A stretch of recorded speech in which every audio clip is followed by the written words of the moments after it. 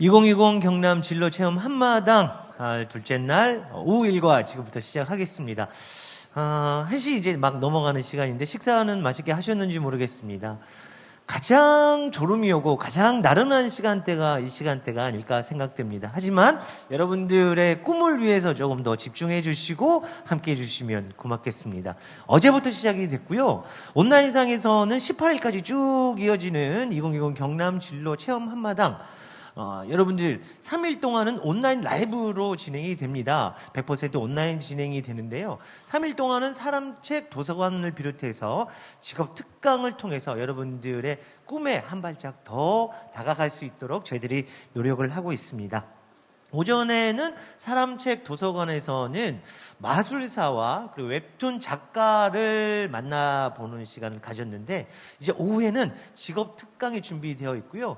이 특강이 끝나고 나면 사람책 도서관 2부 순서로 보컬 트레이너 그리고 여기에 아나운서까지 준비가 되어 있습니다.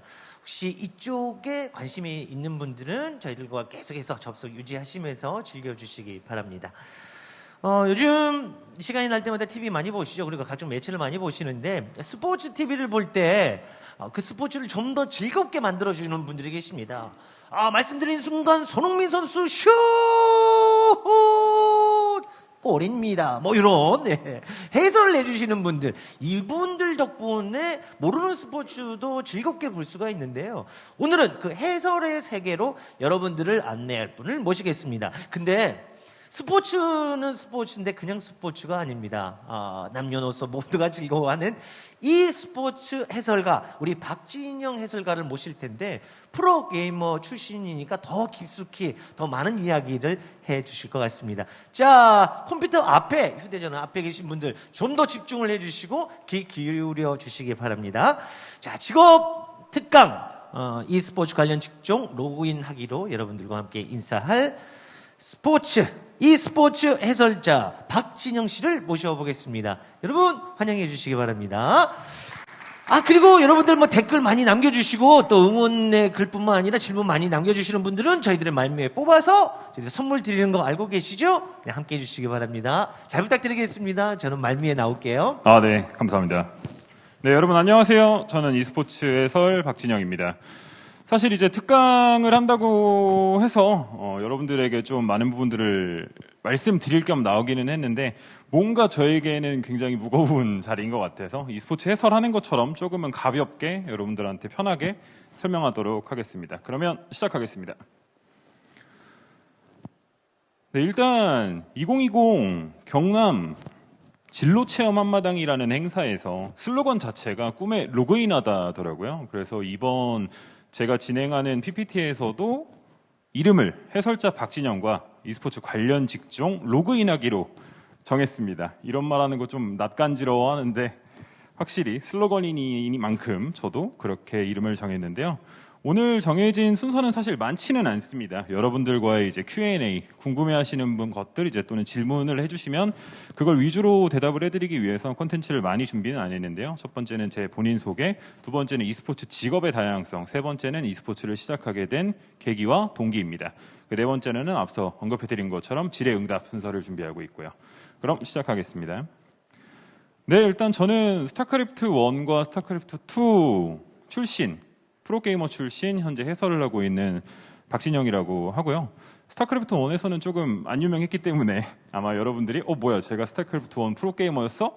이런 말을 하실 수도 있겠지만 정식적으로 준 프로게이머가 된 후에 드래프트를 통해 팀에 들어갔었던 프로게이머 출신 박진영입니다.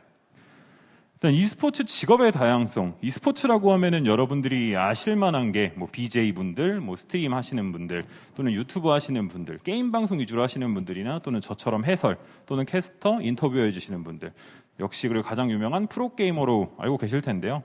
e스포츠도 이제 하나의 방송으로 진행이 되다 보니까 여러 가지 직업들이 존재하고 있습니다. e스포츠라는 거는 컴퓨터나 이제 모바일, 동등한 조건 하에 여러분들이 실력을 겨루는 스포츠라고 생각을 하시면 편해요.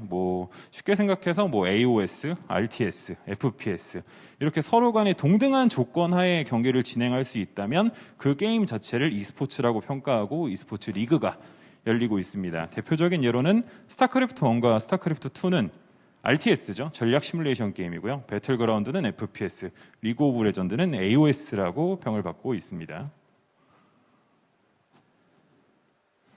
네, 그리고 e스포츠 내 다양한 직업군에 대해서 설명해 드릴 텐데 첫 번째는 프로게이머예요. 여러분들이 워낙 잘 아는 직업이죠. 일단 게임으로 인해서 돈을 벌고 팬분들의 인기를 얻고 또 성적을 냈을 때 이제 커리어를 얻게 되면서 많은 부분들을 얻을 수 있는 어찌 보면 명예롭고 즐거운 직업이라고 볼 수 있습니다. 그리고 그런 프로게이머들을 관리해주고 전략적으로 또는 멘탈적으로 수습해주고 이제 스케줄 관리까지 해줄 수 있는 코칭 스태프, 감독님과 코치님들이 계시겠죠. 그리고 e스포츠가 오프라인으로 방송이 진행이 안 되는 게 아니라 방송으로 계속 나가고 있고 여러분들도 온라인으로 계속해서 방송을 보고 계시잖아요. 그런 방송을 진행함에 있어서 컷을 남겨주시고 만들어주시는 PD님 그리고 그런 부분들을 이제 만들어주시는 기술팀 분들이 또 있습니다. 게임 연출은 여러분들이 보실 때는 어찌 보면 조금 생소할 수 있는데 사실 이건 옵저버라고 생각하시면 편해요. 게임 자체를 선수들이 1대1로 맞붙었을 때 또는 5대5로 맞붙었을 때 그 화면을 모두 다 보여줄 수 없기 때문에 게임 수준 자체가 높은 분을 토대로 해서 그분이 게임 중요한 장면들을 잡아주는 걸 게임 연출이라고 표현하고 있습니다. 해설자 같은 경우에는 제가 지금 현재 하고 있는 직업인 거죠. 인게임 내 설명을 하고 있고요. 인게임 내 설명을 하면서 이제 또 여러분들이 이런 좀 재밌는 장면이 나왔는데 이런 장면은 일반 좀 무겁게 할 필요가 없잖아요. 좀 장난스럽게 얘기도 할 수 있는 거죠. 실시간으로 질문이 들어와서 보통 해설을 자주 하면 목이 힘들 텐데 목 관리를 하는 특별한 비법이 있을까요? 일단 첫 번째는 타고나야 됩니다. 이게 목소리가 쉽게 가시는 분들이 있기는 한데 저 같은 경우에는 그런 거는 거의 없다 보니까 목 관리를 엄청 특별하게 항상 무언가를 신경 쓰고 이런 건 아니지만 예를 들어 방송 전날이나 또는 이제 스케줄 자체가 강행군으로 진행이 되는 리그가 한 달에서 길게는 시즌이 3개월 정도 진행이 되는데 그런 시즌 때에는 사실상 이제 운동 또는 이제 지인들 만나는 건 거의 자제하고 커피 한 잔 정도만 하는 수준으로 이제 집에서 쉬는 편이죠. 그리고 말을 좀 많이 안 하는 편이고요. 그럼 계속해서 음향 감독님들도 있습니다. 이게 해설이 끝나고 나서 경기가 끝나면 다른 화면으로 넘어가게 되는데 그 당시의 분위기를 고조시켜주는 게 해설의 멘트도 분명히 있겠지만 해설과 함께 음향이 어울려졌을 때, 음악이 함께 어우러졌을 때 확실히 저는 좋다고 생각을 하거든요. 그런 부분들을 확실하게 살려주는 음향 감독님. 그리고 작가라는 경우는 데이터를 준비해 주시는 분들도 있겠지만 리그가 진행됨에 있어서 지금 행사가 진행되는 슬로건처럼 어떤 리그의 토대로 되는 슬로건이 필요하거든요. 그 리그의 컨셉들 그리고 또 어떻게 진행이 되는지 구성을 해줘야 되는데 그런 걸 해주시는 작가님들도 존재하고 있습니다. 그리고 또 여러분들이 프로게이머에 이어서 너무 잘 알 수 있는 BJ죠. 뭐 스트리머 또는 이제 유튜버라고 평가를 하는데 개인 방송을 통해서 자신이 보여주고 싶은 부분들을 보여주는 걸 BJ, 스트리머라고 하고 있습니다. 일단 오늘 행사가 약 한 50분가량이 저에게 주어졌더라고요. 근데 제가 최근에도 강연을 몇 번 했었지만 50분을 혼자 말하는 게 좀 힘들거든요. 그래서 TMI를 좀 섞겠습니다.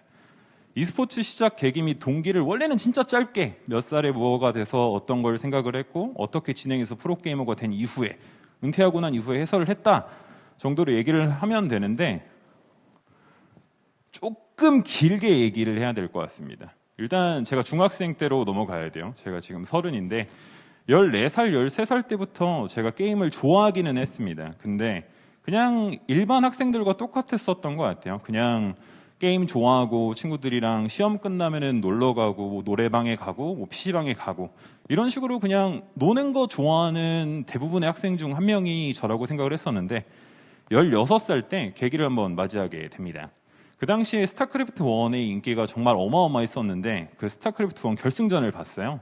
2006년도에 진행됐던 이윤열 선수와 오영종 선수의 결승전이었는데 제가 그 현장에 가지는 못했지만 TV로 처음으로 보게 된 e스포츠 리그였거든요. 근데 그 e스포츠 리그를 딱 보면서 3대2로 이윤열 선수가 이기고 나와서 눈물을 흘릴 것 같은 표정으로 막 세레머니하고 너무 기뻐하는 모습을 딱 봤을 때 심장이 막 두근두근 거리는 거예요. 저런 것도 있구나. 게임을 통해서 내가 이렇게 좀 찌릿찌릿할 수 있구나. 나에게 좀 감동을 주는구나. 이런 걸 느껴서 나도 저런 무대에 서게 됐을 때는 어떨까? 어떠한 기분이 들까? 나도 이제 저런 무대에 설 수 있을까? 이런 생각들을 좀 맨 처음에 많이 했었던 것 같아요. 근데 앞서 말씀드린 대로 저는 되게 평범했던 학생이었기 때문에 게임을 잘하지는 못했어요. 잘하지도 못했는데 그걸 보고 나니까 프로게이머가 너무 하고 싶었습니다. 그래서 그 당시가 딱 이제 고등학교로 넘어가던 고등학교 입시 준비 시기였는데 보통은 이제 뭐 인문계와 실업계라고 나누잖아요. 그 당시에 이제 인문계를 가려고 준비를 하고 있었고 아버지나 어머니가 원하시는 제 직업의 방향성도 있었기 때문에 그런 부분들에 대해서 되게 고민을 많이 하고 준비를 하고 있었던 학생이 그 결승전을 본 걸로 인해 많이 바뀌었습니다. 인문계를 가려고 했으나 인문계를 가게 되면 그 당시에는 아마 지금도 있을 텐데 야자라고 야간 자율학습이라는 게 있잖아요. 학교를 끝나고 난 이후에 집에 오면 자고 또 일어나서 또 학교에 등교하고 하면 연습할 시간이 너무 없을 것만 같은, 특히나 게임을 잘하지 못했던 제가 시간마저 부족하다면 이런 부분들은 좀 힘들겠다라는 생각이 들었고 그 당시에 또 아마추어 숙소가 굉장히 성행을 했어요. 지금 이제 아마추어 선수들을 육성하는 여러 가지 학원들이 있는데 그 학원의 전 버전이라고 생각을 하시면 됩니다. 그런 부분들이 굉장히 유명했기 때문에 저도 그런 숙소에 들어가고 싶다, 조금 더 빠르게 프로게이머가 되고 싶다 이런 생각을 하다 보니 부모님을 설득을 했습니다. 사실 설득하는 데는 좀 힘들었어요. 이게 제가 프로게이머가 되기 위해 노력을 계속하고 있었고 성적을 냈고 그 성적을 내면서 부모님들에게 인정을 받았다면 이로 인해 저는 학교를 어떻게 하고 어떻게 해서 프로게이머 생활을 하겠다라고 편하게 말씀드릴 수가 있는데 아무것도 없는 거예요. 정말 아무것도 없는 상태다 보니까 일단 실업계를 간다고 하는 순간 부모님께 굉장히 혼이 많이 났습니다. 하지만 그때 한번 말씀드렸었던 것 같아요. 딱 1년이라는 시간을 저에게 주셨으면 좋겠다. 그 1년이라는 시간이 저에게 주어진다면 소중하게 진짜 열심히 연습만 해서 노력을 해서 프로게이머가 되겠다. 만약에 프로게이머가 되지 못한다면 부모님이 원하시는 또는 내가 또 다르게 하고 싶은 일이 생겼을 때 그 일을 열심히 하겠다라고 얘기를 했는데 그 당시에 어머니 아버지가 설득을 해주셨죠. 그래서 이제 17살에 딱 시작을 하게 됐었는데 정말 좀 기적처럼 한 6개월 동안은 성적이 하나도 안 나오다가 1년 딱 될 때쯤에 팀에 들어갔어요. 그 삼성칸이라는 프로팀이 있었는데 그 당시에 이제 연습생을 뽑는 타이밍이었고 그 당시 팀의 추천을 받아서 테스트를 보게 됐는데 그 팀에 뽑히게 됐습니다. 그렇게 이제 부모님이 1년 동안이라는 시간을 주었는데 너가 딱 1년 만에 팀에 입단을 했으니 그 꿈을 응원을 하겠다라고 얘기를 해주셔서 프로게이머를 시작하게 됐습니다. 근데 물론 영화나 드라마 또는 이제 만화처럼 극적이지는 않더라고요. 뭐 프로게이머가 됐다고 바로 이제 막 연봉을 막 1억, 2억, 뭐 최근처럼 막 수십억을 받고 뭐 나가는 족족 모두 다 이기면서 행복하다 이런 생각이 들진 않았어요. 저는 팀에 들어가기는 했으나 성적이 굉장히 아쉬웠었고 그로 인해 힘든 슬럼프 기간을 겪으면서 19까지 진행이 됐었는데 19살에 데뷔를 하고 나서 두 번째 전환점을 맞이하게 됐습니다. 그때 딱 스타크래프트 2가 나왔어요. 제가 지금 해설을 하고 있었던 게임도 스타크래프트 2인데 스타크래프트 2가 나온다고 하니까 제가 2006년도에 그 심장이 뛰었었던 그 찌릿찌릿했던 그 느낌을 다시 한번 받게 된 거죠. 새로운 도전이 될 수 있겠다. 뭔가 멈춰 있는 것만 같은, 도돌이표를 찍는 것만 같은 생각을 했었는데 이걸 도전한다면 다시금 내가 더더욱 열정적으로 살 수 있겠다라는 생각을 하게 돼서 스타크래프트 2로 전향을 하게 됩니다. 근데 스타크래프트 2로 전향을 하고 난 이후에는 처음 경험해 본 것들이 되게 많았어요. 제가 이블지니어스라는 해외팀에 속했었고 그 해외팀에 속했기 때문에 그 해외 미국 쪽 숙소에 나가서 생활도 했었고 그리고 그 당시에 원래는 스타크래프트 1이라는 게임 자체가 국내 대회 한정으로 굉장히 많은 리그들이 있었는데 해외 대회는 거의 없었거든요. 근데 스타크래프트 2는 해외 대회가 정말 많았습니다. 정말 뭐 유럽, 뭐 미국, 뭐 아시아 쪽 전부 다 이제 대회가 워낙 많다 보니까 그런 대회들을 계속해서 나간 거예요. 계속해서 나가고 성적을 내다 보니까 e스포츠가 더 좋아지게 됐고 e스포츠가 더 좋아진 상태에서 제가 계속해서 성적을 내고 어느 정도 인정을 받을 수 있을 거라 생각을 했지만 또 결국에는 드라마나 영화처럼 되지는 않았습니다. 계속 우승을 하면서 성적을 내고 프로게이머를 은퇴하고 막 꽃길을 걸을 것만 같았는데 그런 건 아니었고 너무 즐거운 생활이었지만 그 프로게이머 꿈을 접게 된 이유는 사실 처음에 시작했을 때는 좀 멋있다라는 생각도 들었고 저도 되게 즐긴다, 열심히 할 수 있겠다, 멋있다 이 여러 가지 생각들이 있었는데 어느 순간 연습을 하는 게 되게 지겨워지는 거예요.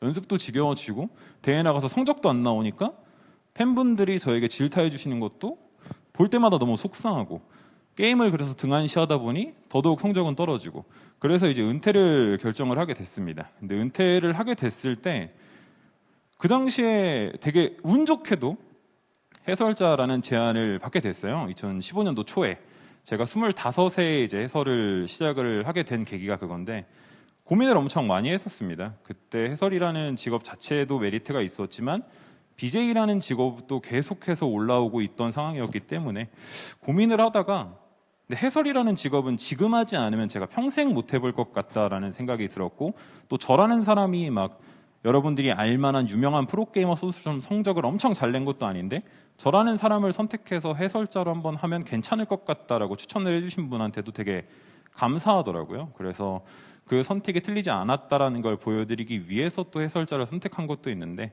그 해설을 시작하고 지금까지 너무나도 즐겁게 e스포츠 쪽에서 일을 하고 있습니다.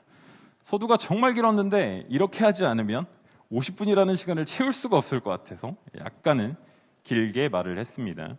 제가 e스포츠 방송을 하고 프로게이머를 하면서 겪었던 장단점에 대해서 이제 설명을 해드릴 건데 프로게이머라는 직업은 사실 지금 청소년분들이 보면 되게 매력 있을 거예요. 일단 공부가 취미가 아닌 분들 같은 경우엔 내가 도서실에 가면 1시간 공부하는 것도 너무 힘든데 게임만 하면은 하루 종일 밤을 새도 시간이 잘 가잖아요. 그래서 나도 프로게이머를 해야겠다라는 생각이 들 정도로 일단 처음 시작은 즐겁게 할 수 있다라는 거. 뭔가 남이 시켜서 하는 게 아니라 내가 직접 해봤는데 재밌고 열정적이었고 성적이 나올 것 같은 자신감이 있어서 시작할 수 있다라는 게 장점이라고 생각을 합니다. 하지만 이제 단점이라고 한다면 정말 빠른 나이에, 좀 어린 나이에, 이른 나이에 16, 17대 대부분 이제 프로게이머 되는 경우가 굉장히 많은데 그 나이 때 프로게이머가 되게 되면 학업은 거의 사실상 반은 포기하게 되는 거죠. 그런 부분들은 또 단점으로 이어지는 거고 장점에 보이는 그 취미라는 즐길 수 있다라는 취미였던 것이 직업이 되는 순간 크나큰 단점으로 다가오게 되는 상황이 분명히 있습니다.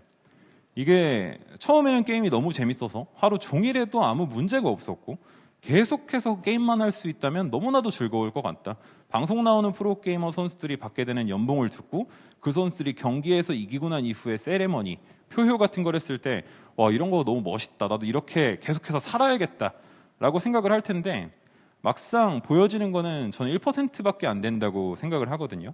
처음에 시작이 즐거웠으나 프로게이머가 되면 성적이라는 압박에 시달릴 수밖에 없어요.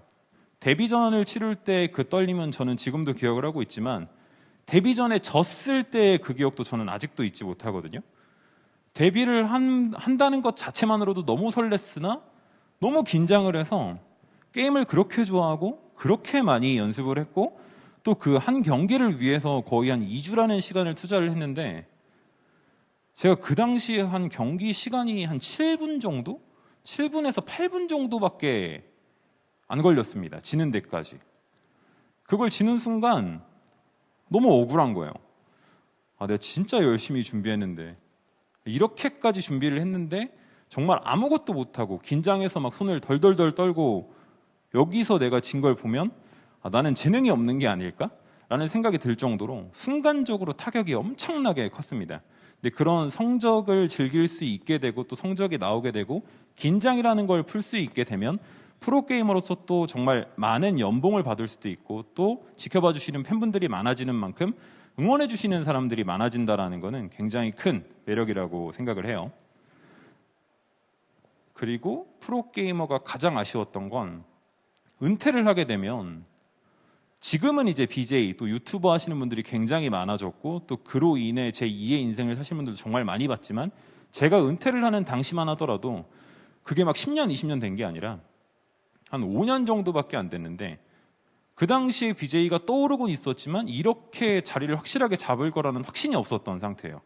그래서 은퇴를 하게 되면 나는 뭘 해야 될까? 그리고 BJ라는 거는 결국 이제 컴퓨터 안에 개인 방송을 틀어놓고 나라는 사람을 보여줘야 되는 건데, 프로게이머로서 성적을 내고 멋있는 모습을 보여주는 걸 좋아하지 내 개인적인 사생활적인 부분을 보여주는 거를 싫어하는 선수들도 분명히 있거든요. 근데 그런 선수들 같은 경우에는 내가 은퇴 후에 어떤 걸 선택을 해야, 어떤 일을 해야 잘 될 수 있을까? 앞서 언급해드린 것처럼 10대 때 학업을 거의 포기하는 상태로 이제 e스포츠 일을 시작하기 때문에 겁이 날 수밖에 없어요. 그런 부분들이 장단점이라, 여러분들이 프로게이머를 지망하신다고 한다면 나는 그냥 게임이 너무 좋으니까 프로게이머 할게, 프로게이머 한번 도전해볼게, 프로게이머 도전해서 나도 뭐 가장 유명한 선수, 페이커 선수처럼 될 거야, 이런 쉽게 선택은 안 했으면 좋겠습니다. 그리고 해설자의 장단점 같은 경우는 사실 아직 잘 모르겠어요. 제가 해설한 지가 이제 5년 정도가 됐지만 굉장히 긴 시간이라고도 볼 수 있어도 저는 아직 되게 짧다고 생각을 하거든요. 그리고 항상 방송을 할 때 또 이제 저라는 사람이 말을 통해서 그 누군가가 감동을 받고 그 누군가가 저에게 너무 해설 잘하시는 것 같아요, 게임 너무 잘 설명해 주시는 것 같아요, 너무 쉽게 배울 수 있었어요, 이런 얘기들을 했을 때 저는 그런 희열감을 여전히 느끼고 있고, 현재 지금 이 꿈에 로그인하다 이 행사에 와서 여러분들과 함께하고 있는 이 자체만으로도 저는 되게 설레거든요. 그래서 장점은 계속해서 언급해드릴 수 있는데 단점이라고 언급할 만한 건 아직까지 떠오르지가 않아서 단점은 말씀을 못 드릴 것 같습니다. 프로게이머 및 해설자 되는 방식을 많은 분들이 좀 이제 궁금해 하실 거예요. 일단 해설자가 되는 방식은 여기 나와 있습니다. 정확한 정보 전달 능력, 내가 하고자 하는 말이나 게임에 대한 정확한 정보를 전달할 수 있는 능력의 필요, 셀프 모니터링을 통한 연습과 발음 연습, 해당 종목에 대한 히스토리 파악, 그리고 현재 동향, 트렌디한 플레이, 최근에 가장 잘하는 선수가 어떤 플레이를 좋아하는지, 최근에 어떤 조합이 계속해서 이기고 있는지, 이런 모든 부분들을 알고 있어야만 그 스토리텔링들을 여러분들에게 설명할 수가 있는 거겠죠. 그리고 어떤 선수가 경기에 나왔을 때 그 선수에 대해서 설명을 해야 되는데, 그 선수에 대한 설명을 하려면 정확하게 말씀드리자면 그 선수를 계속해서 봐야 됩니다.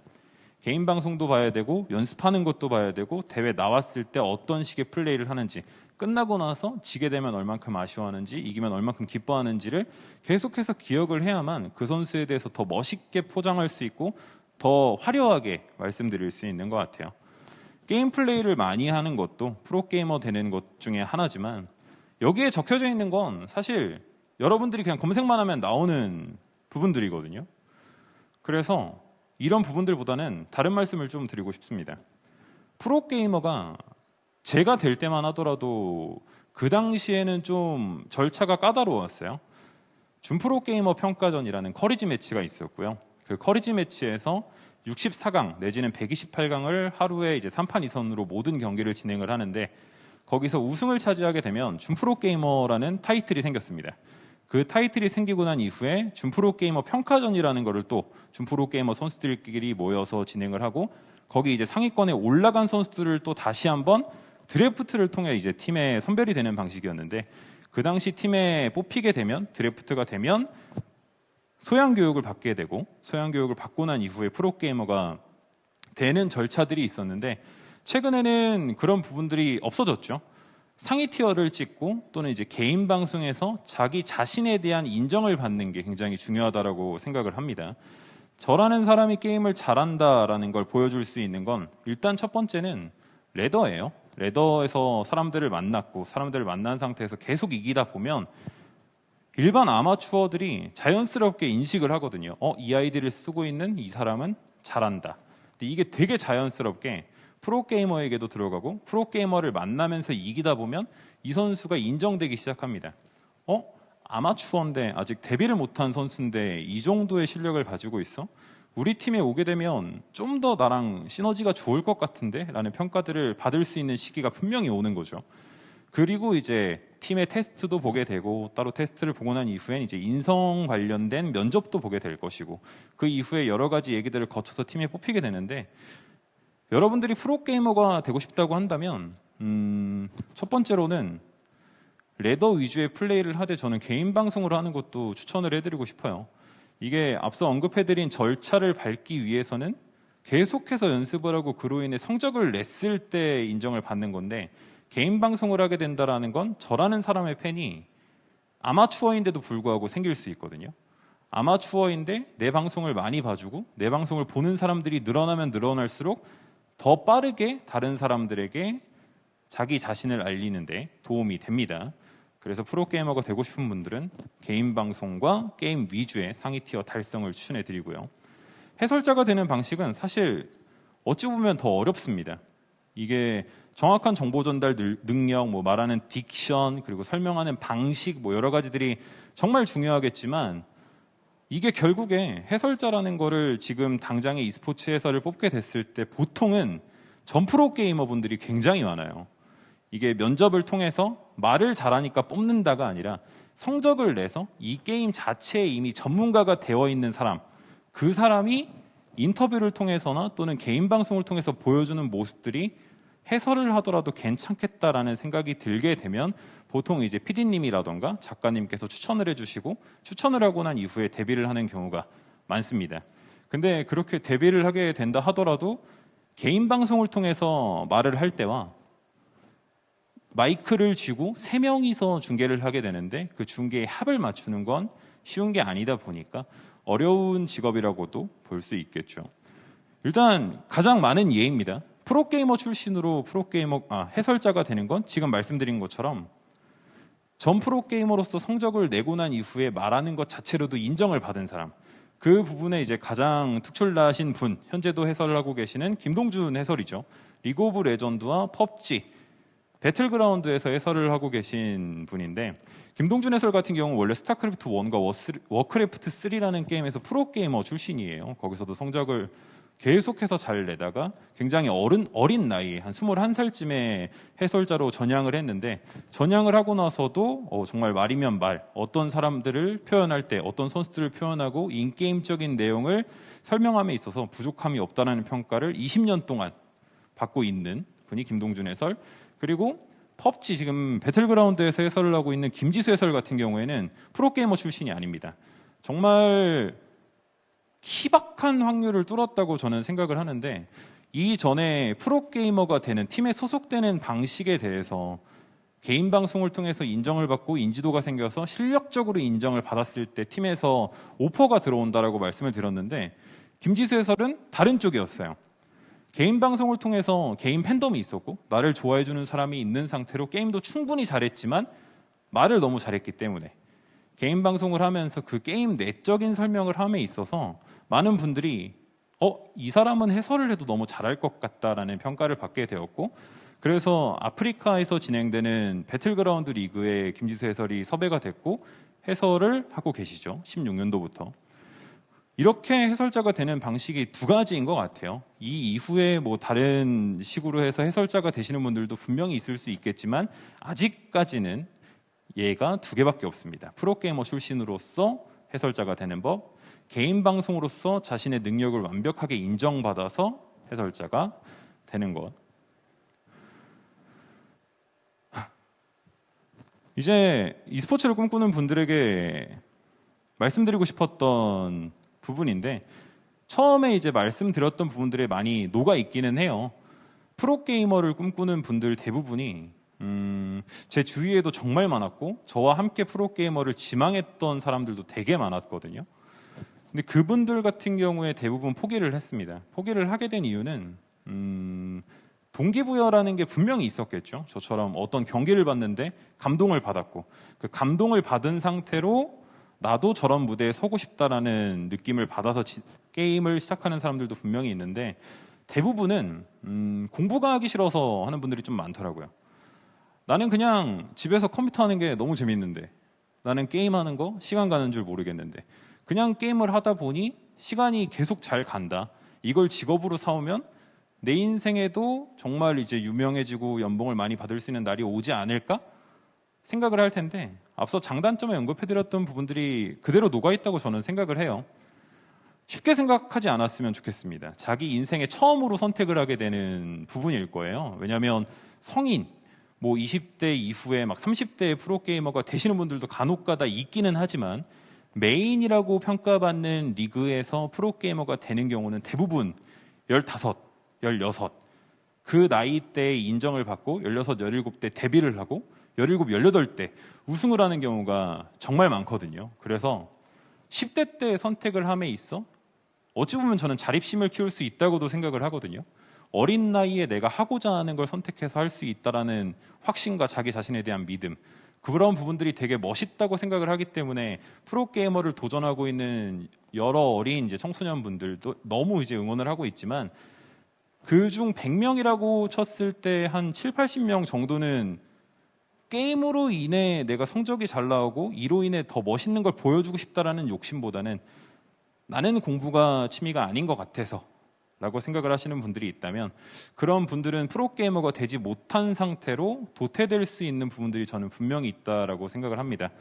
근데 e스포츠 자체를 또 어렵게 생각은 안 했으면 좋겠어요. 해설자가 되는 거, 뭐 프로게이머가 되는 거, BJ가 되는 거, 그 모든 것들이 단계별로 거치게 된다면 어려울 수 있겠지만 정말 게임 자체를 사랑하고 게임 자체를 사랑하기 때문에 이로 인해 나도 이바지를 하고 싶다.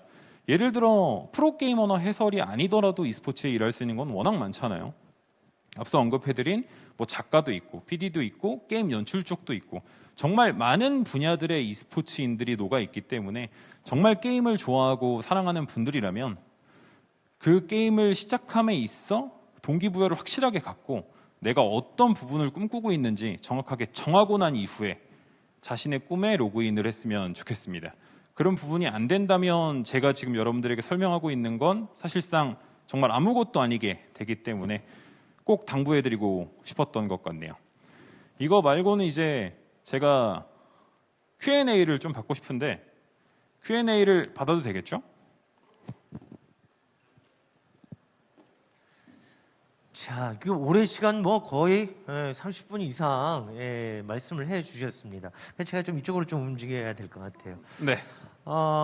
중간중간 저도 들으면서 궁금한 게 있는데 질문을 해야 되겠다고 딱 머리 위에 떠올리는 순간 말씀을 해 주시더라고요. 네, 그리고 그럼 내가 이걸 궁금해 한다고 생각해서 딱 하려고 하니까 또 말씀을 해 주시고 그래서 많은 궁금증이 해소가 됐긴 했습니다만 네. 그래도 우리 함께하고 계신 분들 랜선을 통해서 또 유튜브를 통해서 함께 하시는 분들이 또 여러 가지 질문을 던져주셨거든요. 중복된 질문일 수도 있겠습니다만 뭐 중복됐다면 뭐 빼고 이렇게 대답을 해주시면 될 것 같아요. 네. 그 전에 시작과 함께 가장 많이 올라왔던 글이 네. 목소리 좋으시다. 아, 네. 제가 제일 싫어하는 그런 이야기들이 먼저 올라와서 네. 말씀을 드리고 자 그러면 지금부터 질문을 드리도록 하겠습니다. 네. 학창 시절부터 게임에 집중하셨다고 했는데 학업을 끝까지 못한 부분에 대해서는 뭐 후회가 없으신지 16세, 17세 둘 다 병행하기는 너무나 어렵잖아요. 그럼 그렇죠. 학업을 조금 포기를 해야 되는 상황인데 지나고 났을 때 뭐 후회는 없으신지. 일단 대부분의 예에 대해서 설명을 해드린 겁니다. 네, 이게 네. 학업을 하면서 프로게이머가 되신 분들도 있고 네. 그 단적인 예로 최성훈이라는 분이 스타크래프트 2 선수 출신 우승자인데 네. 그분은 서울대 출신이에요. 오. 서울대 출신인데 늦은 나이에 프로게이머를 도전을 해서 네. 성적을 냈습니다. 그런 분들도 있지만 저 같은 경우에는 학업을 포기했던 입장으로서 후회를 하는 부분은 없지 않죠.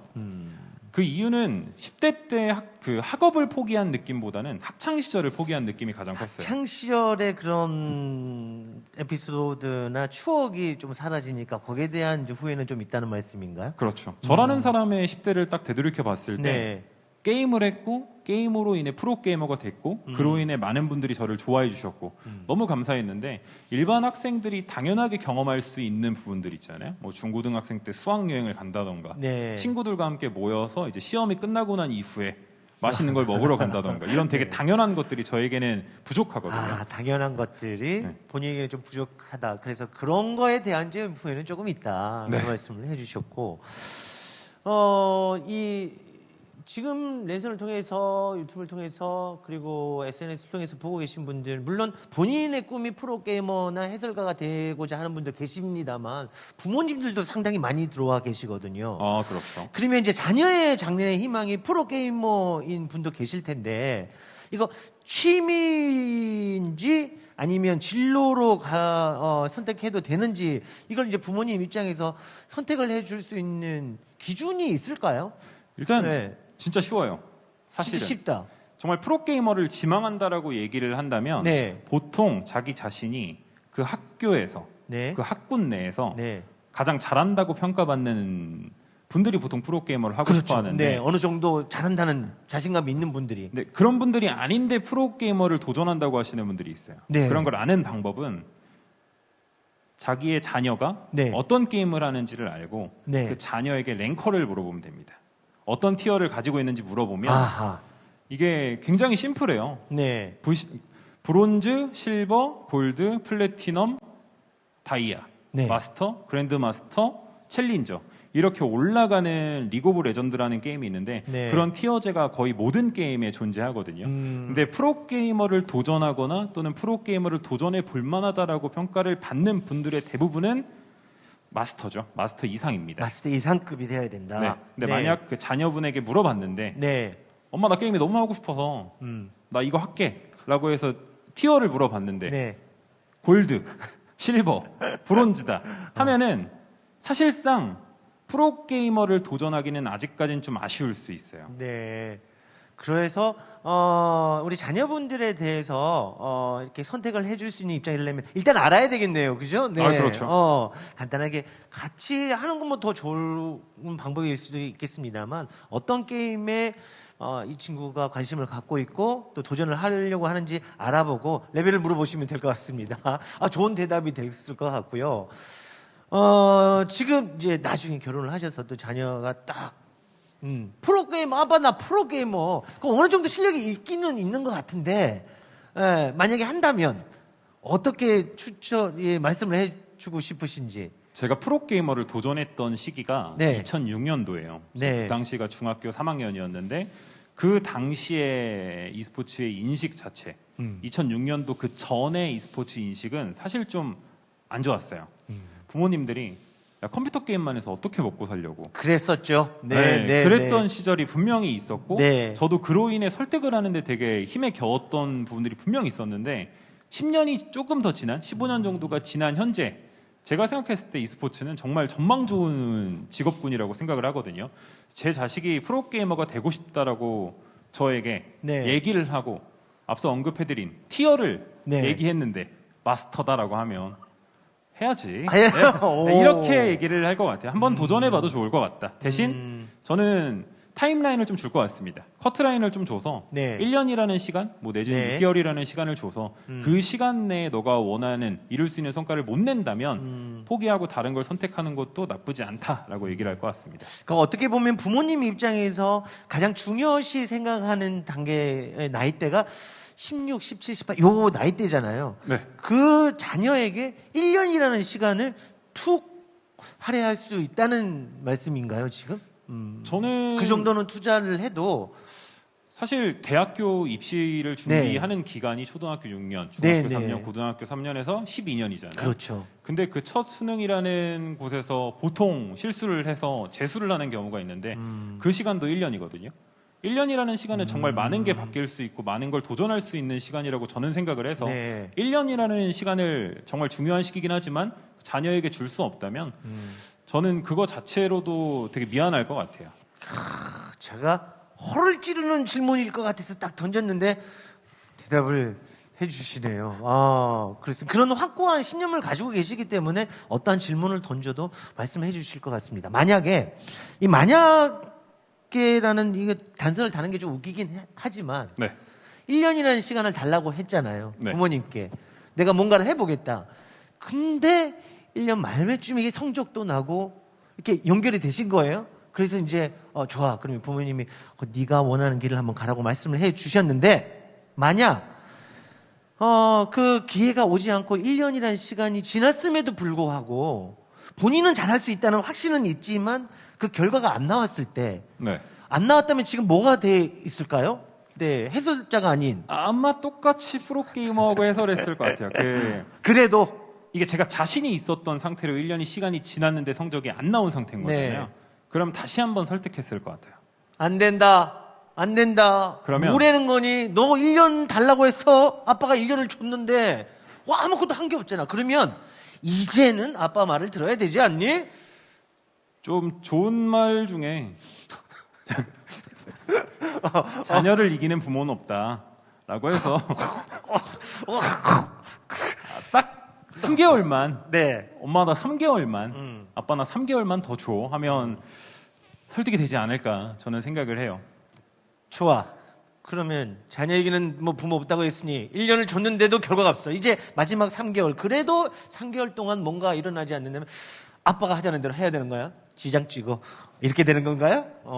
그만큼 확신이 있었다는 거죠. 아마 1년 3개월이라는 시간이 지났음에도 성적을 못 냈다면 네. 저라는 사람한테 일단 실망과 후회를 되게 많이 했을 것 같아서 일단 그걸 경험해보지 못한 상태로 예상을 한번 해보자면 네. 일단은 부모님이 원하시는 게 무엇인지 한번 들어볼 것 같아요. 그걸 부모님이 들어보고. 그렇다면 나는 이 길이 확신하다고 생각하고 했는데 일단 큰 성과가 없었는데 네. 부모님이 원하는 나는 어떤 것인가 일단 얘기를 해보고 그렇죠. 그걸 들어보고 제 어. 입장만을 얘기했던 상태인 거잖아요. 근데 부모님 입장도 분명히 있었을 것이니까 그 얘기를 들어보고 제가 생각했을 때 설득시킬 수 있는 부분이 있다면 설득을 시킬 것이고 부모님의 말씀이 저에게 타당하게 와닿게 된다면 부모님이 원하시는 길을 걸었을 수도 있겠죠. 이런 자녀를 두고 싶습니다. 이런 현명한 판단을 할 수 있는. 야, 이거 이렇게 말씀을 잘 하시는 것은 어떤 노력을 해야 되나요? 이게 MC인 제가 이런 질문 드리는 게 굉장히 우스울 수도 있는데 말씀 정말 잘하시네요. 네, 특별히 감사합니다. 물론 이제 프로게이머 출신이고 또 게임에 대해서는 누구보다도 해박한 지식을 가지고 있겠습니다만 이 지금 말씀을 해주시는 거나 해설은 그냥 게임을 잘 알고 많이 알고 또 그 사람을 많이 안다고 잘하는 건 아니라고 저는 생각을 하거든요. 센스가 그렇죠. 있어야 될 것 같고 네. 또 게임에 관련된 다양한 분야들을 많이 알아야 되는데 어떤 노력을 하세요? 해설가로서. 해설자로서 노력을 하는 건 네. 일단 진행되는 e스포츠 리그 제가 네. 하지 않는 리그여도 네. 저는 그 리그를 봐요. 제가 아닌 다른 해설자분들이 그 리그를 진행함에 있어서 저와 다른 방식의 진행이 분명히 있을 텐데 그걸 들으면서 이런 부분은 아쉬운 것 같다 또는 이런 부분은 확실히 나보다 더 좋은 것 같은데 라는 피드백을 계속해서 하는 것 같아요. 그래서 좋은 부분이 있다면 수용을 하고 저도 고치려고 노력을 하고 네. 그런 부분들을 계속해서 지금 5년 넘게 하고 있다 보니까 이제 어느 정도 박진영이 말을 좀 하는구나 라는 이제 얘기를 들을 수 있는 것 인정을 같은데 아직 받게 민망합니다. 아니에요. 그런 이야기를 들을 수 있는 충분한 능력을 가지고 있는 것 같고요. 비슷한 직업군인 것 같아요. 그죠? 그렇죠. 종목이 다를 뿐이지. 근데 저도 이렇게 진행을 하다 보면 어느 날은 이렇게 말이 그냥 술술술술술 나오고 같이 있는 분들 보시는 분들도 고개를 끄덕끄덕하는 모습 보면 정말 기분이 좋은데 맞아요. 저도 말이 뭐 꼬이거나 또는 제가 전달하려는 의도는 상관없이 다르게 또 받아들이는 분들이 계실 때 또 무대가 좀 싫어질 때가 가끔 있거든요. 슬럼프라고 하죠. 네. 프로게이머 하실 때나 또는 이렇게 해설을 하실 때 슬럼프는 오지는 않았나요? 저는 프로게이머 때 네. 슬럼프가 왔었어요. 근데 그 왔었을 때 프로게이머 때. 네. 네. 프로게이머 때 슬럼프가 왔던 거는 일단 성적이 노력했던 만큼 안 나왔을 때 첫 번째로 슬럼프가 왔고 그게 계속 이어지다 보니까 게임을 졌을 때 아무렇지 않은 거예요. 원래는 지면 너무 열받아서 너무 화가 나서 네. 막 부글부글 끓고 연습을 더 했는데 어느 순간 지고 나서 술 한잔하고 그냥 좀 쉬고 이런 식이 반복되다 보니까 저라는 사람의 평가가 너무 안 좋아진 거예요. 얘는 못하잖아. 이런 식의 평가를 받게 되니까 자극을 좀 받았죠. 네. 이게 슬럼프를 극복했다고 하기엔 좀 그런데 딱 그런 평가를 받았을 때 마지막 대회를 나갔습니다. 네. 그때 이제 스웨덴에서 펼쳐졌던 대회를 이제 시드권자로 나가게 됐었는데 그 대회에 파워 랭킹이라는 게 있었어요. 네. 24명이 나오는 대회 24등으로 제가 뽑혔습니다. 그래서 이건 좀 아닌데 나라는 사람이 최근에 슬럼프를 겪고 있고 연습을 안 했지만 은퇴를 하더라도 멋있게 떠나고 싶다라는 생각이 들어서 오히려 연습을 더 했던 것 같아요. 이전에 프로게이머가 되려고 했을 때 뭐 프로게이머로 성적을 냈을 때보다 거의 2배 잠 안 자면서 노력을 해서 보여주겠다라는 일념하에 성적을 냈죠. 그때 우승은 못했는데 그때 4등 성적 거두고 나서 은퇴를 했지만 크게 후회는 안 남더라고요. 그 모든 걸 좀 털고 나니까. 그래서 슬럼프를 겪으시는 분들이 있다면 일단 하고 있던 노력의 2배를 하는 걸 추천을 해드리고 그마저도 안 된다면 내가 왜 이 게임을 좋아하게 됐고 내가 왜 이 직업을 선택하게 됐는지 다시 한번 생각해 보는 게 좋은 것 같아요. 그럼 초심을 다시금 느끼게 되고 그 초심을 느꼈을 때 좀 새로운 감정들이 많이 파생되더라고요.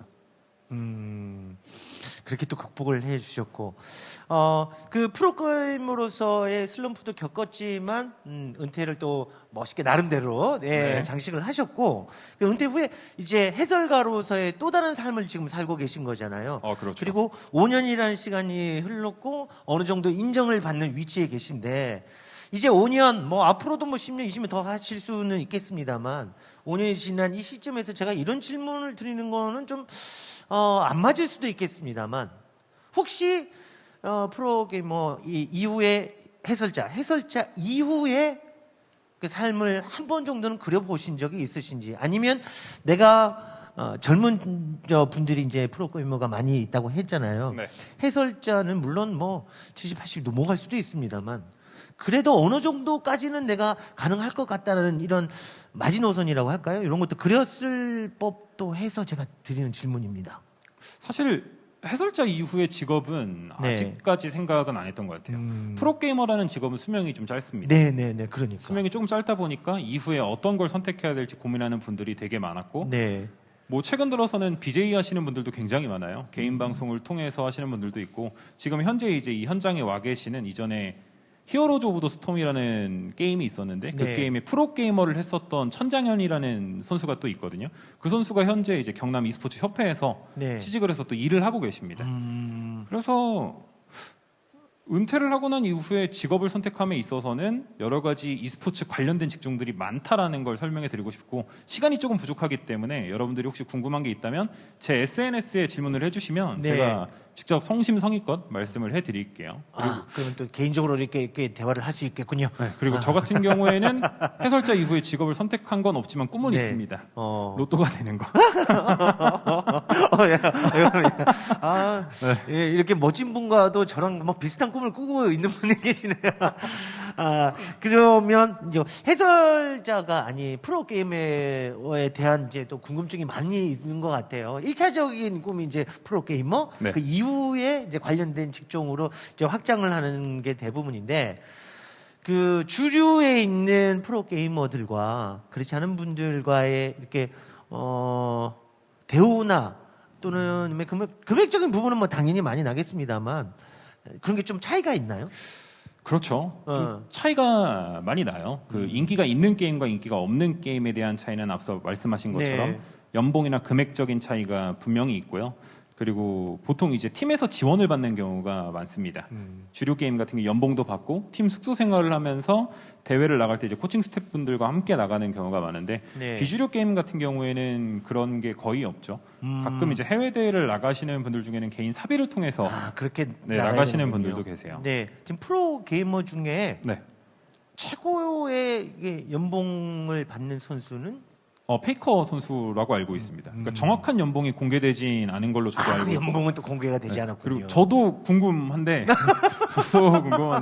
그분의 연봉이 e스포츠에서 가장 높게 받고 있다라고 알고 네. 있어요. 그러면 해설자 가운데 가장 큰 금액, 그 해설자는 어떻게 그 연봉이 아닐 거잖아요, 그죠? 그렇죠. 그 게임별로 이렇게 받는 건가요? 회당으로 받는 건가요? 아니면은 그 어떤 회사와 TV 회사와 계약을 해서 이렇게 받는 건가요? 두 가지 다 있어요. 매니지먼트 계약이 돼서 연봉을 받는 경우도 있고요. 껌마이 건이라고 할 뻔했는데 정말 이제 회당 출연으로 인해서 그 출연료를 받는 경우도 있죠. 많이 받는 분들은 얼마 받아요? 이 회당으로?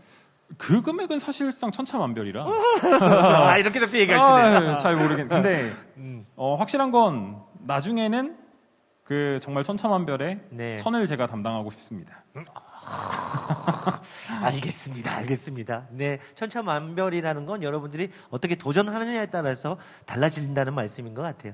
자, 이제 마지막 오늘 뭐 거의 뭐 공식 질문이 되다시피 했는데요. 네. 우리 프로게이머와 또 해설자 등 이 게임에 관련된 직업을 선택하고자 하는 분들을 위해서 청소년들에게 한 말씀 해주신다면요. 아까 마지막에 이제 프로게이머를 꿈꾸는 청소년들에게 말을 할 때는 게임을 좋아하니까 공부가 하기 싫어서 게임을 하는 경우는 하지 말라라고 얘기를 했지만 사실 그래도 그런 분들 성적이 좀 안 나고 실력이 좀 안 돼도 게임을 좋아해서 하는 분들이 정말 많잖아요. 저는 그런 분들을 응원합니다. 그리고 청소년이라는 나이 자체가 사실 저도 청소년을 겪었고 지금 MC 봐주시는 사회자분 청소년을 겪었잖아요. 지금 그때를 생각해보면 그 당시에 제가 느끼는 막 한 달, 두 달에 성적 안 나오는 거는 너무 컸고 와 성적 안 나오면 나 진짜 망하는 거 아니야? 와 진짜 나 뭐 먹고 살지? 막 이런 고민을 했던 시절이 분명 있었어요. 근데 30인 현재 지금 생각해보니까 그 나이 때 그냥 그런 꿈을 꿀 수 있고 그런 꿈을 통해서 자기가 하고 싶은 걸 선택하는 것만으로도 그 앞으로의 직업을 선택함에 있어서 훨씬 더 도움이 많이 되는 것 같고 그 도움이 인생에 굉장히 큰 경력이 된다라고 저는 생각을 합니다. 고맙습니다. 마무리까지 그냥 깔끔하게 지어주셨습니다. 다시 한번 장시간 함께 해주셔서 감사하다는 말씀과 함께 많은 분들이 동참을 해주셨는데 그중에 이벤트 당첨자 발표함으로써 아쉽지만 저희들이 또 특강은 마무리 지어야 될 것 같습니다. 이벤트 당첨자 발표하겠습니다. 사전 신청자 가운데 당첨되신 분은 구승회 그리고 도우상 전명준님 그리고 유튜브로 실시간으로 보고 계신 분들 가운데 정윤현 그리고 NG 덩 미스터 강 그리고 박정민 구름님 이렇게 당첨되셨다는 거 말씀드리겠습니다. 유튜브 당첨자는 사무국의 인스타로 참여 인증샷 DM 발송해 주시면 저희들이 선물을 드리도록 하겠습니다. 오늘 다시 한번 새로운 세계에 대해서 이야기를 해주셔서 감사하고요. 네. 다음에 또 기회가 있으면 더 많은 이야기를 나눴으면 좋겠습니다. 네. 그리고 덕분에 너무 즐거워서 저도 다음에 또 즐거웠습니다. 이런 기회 있으면 네. 너무 감사할 것 같습니다. 네, 고맙습니다. 여러분, 고맙습니다.